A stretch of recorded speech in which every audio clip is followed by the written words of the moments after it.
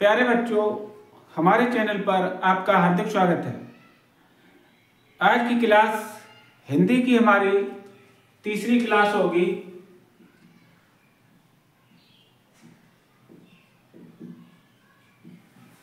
आज का जो हमारा विषय है प्रांत तथा घोष और अघोष वर्णों की पहचान, जो श्वास के आधार पर और गूंज या नाद के आधार पर जो वर्णों की पहचान कैसे की जाती है।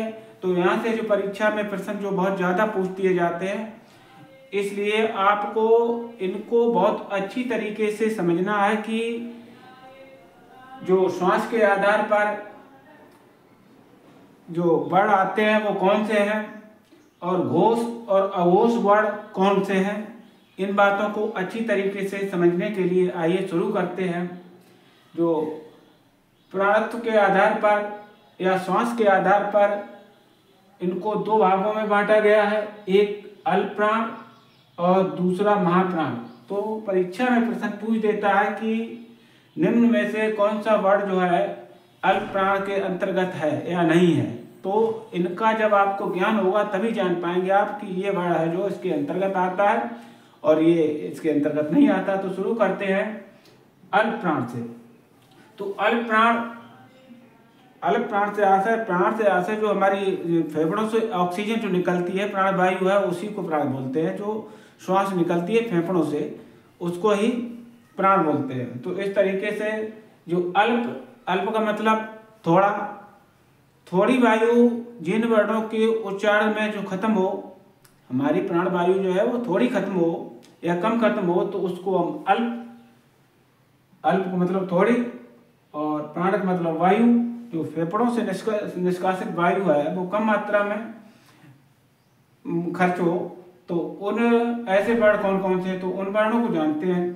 तो प्रथम और तीसरा और पांचवा, पहला तीसरा पांचवा, ये जो वर्ण हैं पहला तीसरा पांचवा, यो हिंदी में हमने पढ़े कि 5 वर्ग हैं। क्वचित तप यहाँ तक जो है 5 वर्ग आते हैं। तो इन वर्गों के जो पहला अक्षर, फिर तीसरा अक्षर, फिर पांचवा अक्षर, ये जो है अल्प प्राण के अंतर्गत आएंगे। तो हर एक वर्ग का, ये 5 वर्ग हैं, इन 5 वर्ग का पहला तीसरा और पांचवा जो वर्ण है वो अल्प प्राण के अंतर्गत आएगा। तो ये बात हमने जानी। अब उसके बाद या रा ला वा था अंतस्थ व्यंजन के अंतर्गत इनको पढ़ा था, तो ये भी वर्ण आ जाएंगे। इस तरीके से प्रत्येक वर्ण का 5 वर्ग हुए और 5 वर्गों में प्रथम तीसरा और पांचवा, इस तरीके से 15 वर्ड हो गए ये, और 4 वर्ड हो गए या रा ला वा। इनको एक साथ में अगर कहेंगे कहीं आ गया अंतस्थ, तो अंतस्थ भी हो जाएंगे। और अंतस्थ के अंतर्गत कौन कौन से वर्ड आते हैं, या रा ला वा। इनको भी याद रखना, कभी कभार यहाँ से भी प्रश्न पूछ देता है कि कौन सा वर्ड जो है अंतस्थ वर्ड नहीं है या है, तो उस तरीके से आपको छांटना है। तो ये याद रखने आपको, ये सब आने चाहिए कि ये जो है वर्ड है अंतस्थ व्यंजन के अंतर्गत आते हैं। और ये भी हो गए, तो इसका टोटल हो गया 4। और उसके बाद सभी सुर से आते हैं 11 सुर। 11 सुरों की संख्या जो है 11 पढ़ी हमने, तो 11 सुर भी इसमें जोड़ दिए, 11 सुर जोड़ दिए। तो ये हो गए हमारे 15 और 15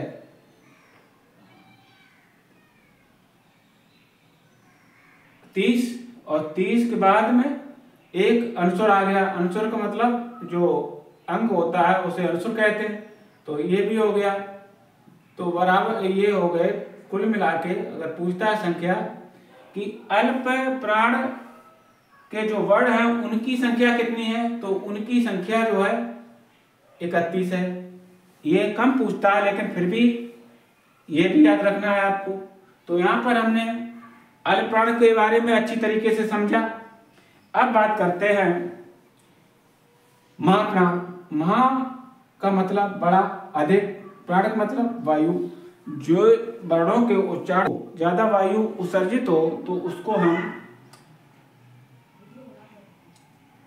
महाप्राण कहेंगे। तो और महाप्राण के अंतर्गत कौन कौन से वर्ण आते हैं ये बहुत अच्छी तरीके से मालूम होना चाहिए। तो महाप्राण के अंतर्गत जो वर्गस मतलब वर्ग का, किसी भी वर्ग का 5 वर्ग है, इन 5 वर्गों में जो वर्ण आते हैं उनका कौन कौन से, प्रत्येक वर्ग का दूसरा और चौथा, प्रत्येक वर्ग, ये वर्ग हैं इनका दूसरा और चौथा, ये दूसरा हो गया, ये चौथा हो गया। इसी तरीके से दूसरे और चौथे वर्ण और उसके साथ ये जो ऊष्म व्यंजन है, ऊष्म व्यंजन के अंतर्गत जो वर्ण आते हैं वो ऊष्म व्यंजन, इनको भी याद रखना है। और ये भी आप लोगों को याद करना है कि ऊष्म वर्ण कौन कौन से हैं, ऊष्म वर्ण या व्यंजन जो है वो कौन कौन से हैं। तो ये जो है शा, शा, शा, हा, ये जो है आपके ऊष्म व्यंजन हो गए, तो इनको भी याद रखना है। तो इस तरीके से, और जो विसर्ग आता है, विसर्ग किसी भी अक्षर का, तो वो भी इसी के अंतर्गत आ जाएगा। तो इस तरीके से अगर इनकी संख्या हम जब इनका योग करते हैं तो हम पाते हैं दूसरा और चौथा, मतलब हर एक वर्ग के 2 हो गए, तो 5 दूनी 10, यहाँ पर 10 और प्लस ये 4, 14 और ये एक विसर्ग प्लस 1, तो कुल मिलाकर जो महाप्राण वर्णों की संख्या है वो 15 हो जाती है। तो इस बात को भी याद रखना है। इस बात को हमने यहाँ पे समझा।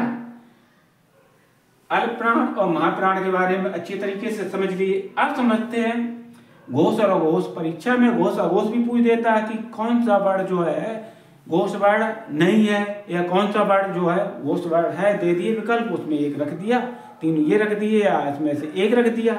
जब आपको पता होगा तभी आप लगा पाएंगे। तो आइए उनको भी समझते हैं।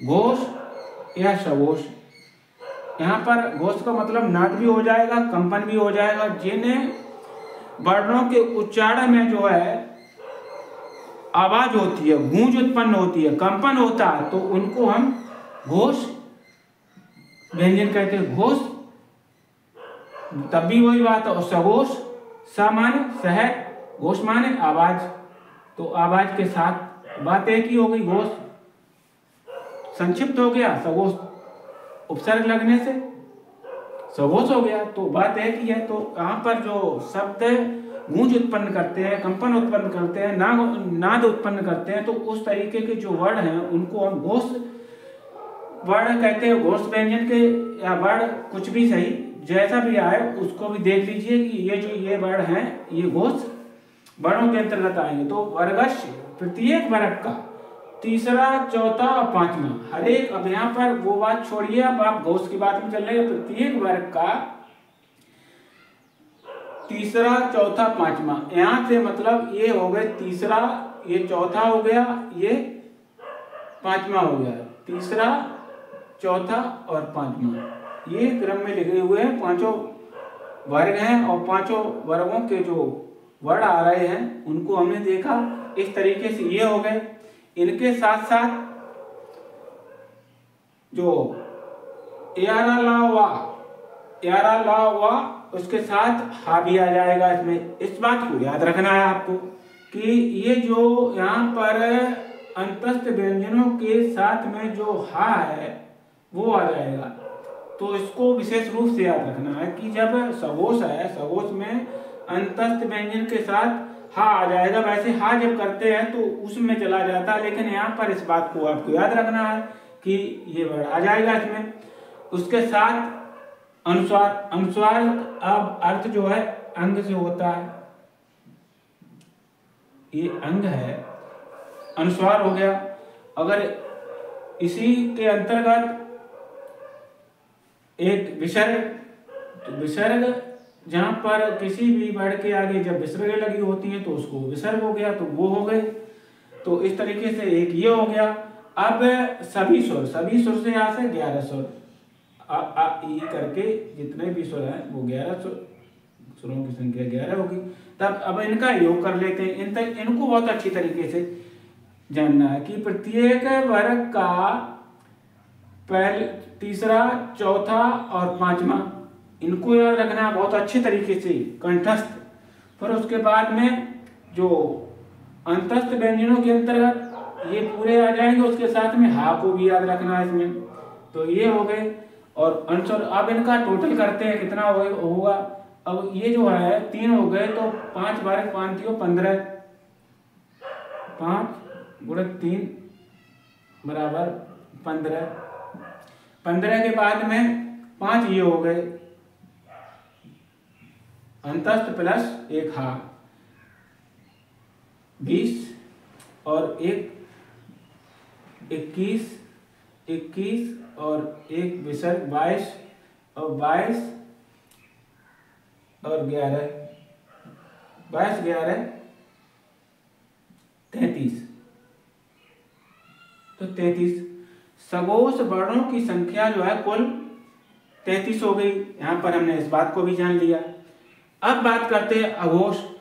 अ माने नहीं, घोष माने ध्वनि, आवाज, कंपन, गूंज, कुछ भी।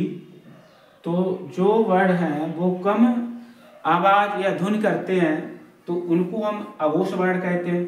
तो उसके अंतर्गत कौन कौन से आएंगे, तो प्रत्येक वर्गस्य प्रथमा द्वितीया, प्रत्येक वर्ग का पहला या प्रथम या द्वितीय या दूसरा, और उसके साथ सा शा शा, ये वर्ड, ये बातें आपको याद रखने हैं बहुत अच्छे तरीके से। तो प्रत्येक वर्ग 5 वर्ग, तो पांचों वर्ग का कौन कौन सा, प्रथम और दूसरा, पहला और दूसरा। तो इस तरीके से 10 हो गए, 10, ये इनकी संख्या 10 हो गई। उसके बाद 3 ये हो गए, शा शा शा बराबर 13। तो अघोष वर्णों की जो संख्या है वो 13 है। तो इस बात को भी जाना। ये बातें हमने जान ली। अब और अत्यंत महत्वपूर्ण बातों को जानते हैं। आइए उन्हें भी समझते हैं इसी क्लास में।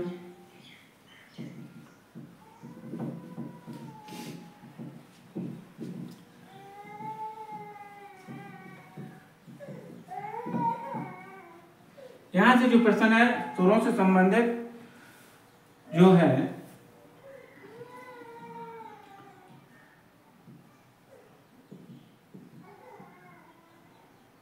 विवृत स्वर और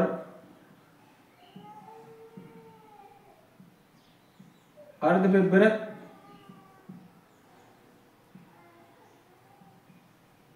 स्वर,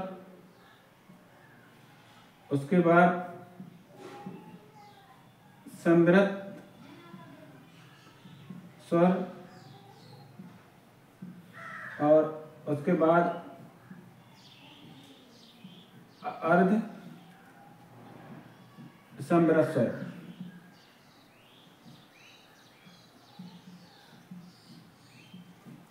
तो यहां से भी प्रश्न बहुत ज्यादा पूछ दिए जाते हैं, तो इनको भी याद रखना आपको बहुत जरूरी है। तो विवृत स्वर कौन से होते हैं और अर्ध विवृत स्वर कौन से होते हैं और संवृत स्वर कौन से होते हैं और अर्ध संवृत स्वर कौन से होते हैं। तो आइए इनको अच्छे तरीके से समझते हैं।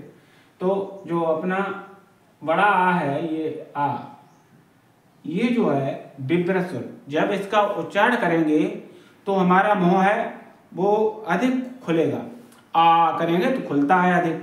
तो इस तरीके से ये विवृत हो गया। अब अर्ध विवृत, जिनके उच्चारण में जो मुंह है यहाँ पर ज्यादा खुलता था, इसकी अपेक्षा यहाँ पर आधा खुलेगा। तो आधा खुलने के अंतर्गत इसमें आ जाएगा अ, कम खुलना है, आ की अपेक्षा कम खुला अ, और उसके बाद आई और औ।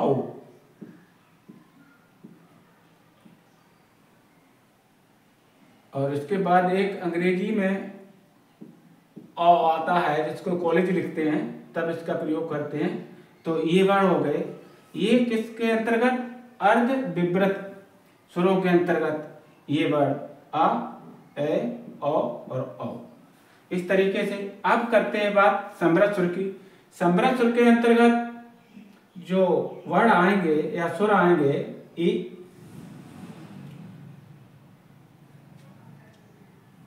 ई और उ और उ,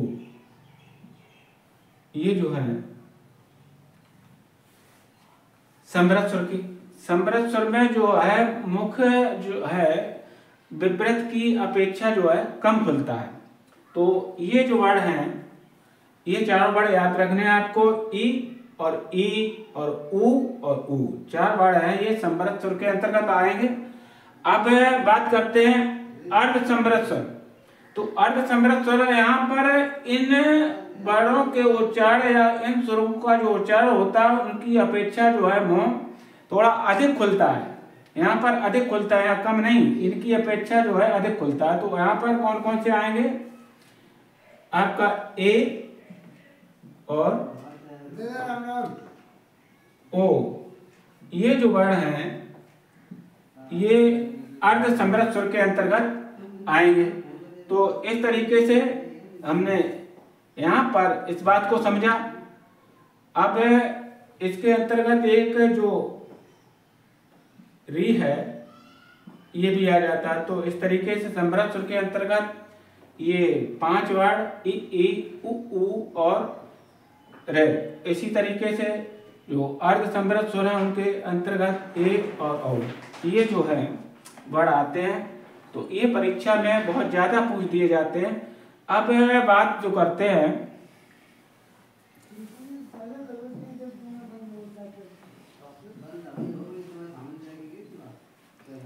हिंदी में आगत वर्ड, आगत वर्ड, आगत वर्णों के अंतर्गत आप एक शॉर्ट टिक याद रखिएगा, का, गे, जे, फख। इसको सुविधा की दृष्टि से याद कर लीजिए। कागज, कागज को फक, कागज को खा, तो ये आगत वर्ड होगा। आगत वर्ड से आता है विदेशी, विदेशी वर्ड। तो इसके अंतर्गत आप जहां पर ये जो नुक्ता लगा होगा, ये नुक्ते वाले जो वर्ड हैं वो आगत वर्णों के अंतर्गत आएंगे और इनको हम विदेशी वर्ड भी कहेंगे। इसी तरीके से जो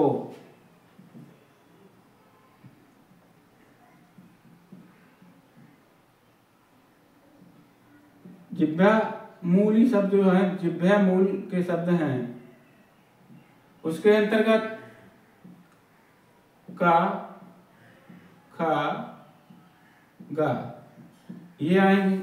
उसके साथ ही हिंदी में अगर पूछ देता है कि मात्राओं की संख्या कितनी है, हिंदी में जो मात्राएं हैं उनकी संख्या 10 है। इस बात को भी हमने जाना। और हिंदी की लिपि पूछ देता है, हिंदी की लिपि तो देवनागरी,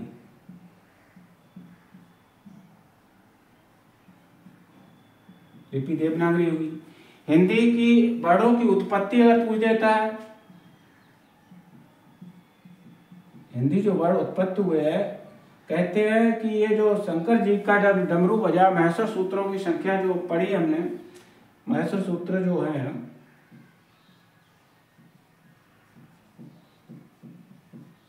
उनकी संख्या 14 है और जब ऐसा माना जाता है कि शंकर जी के डमरू से ही ये सभी वर्ण निकले।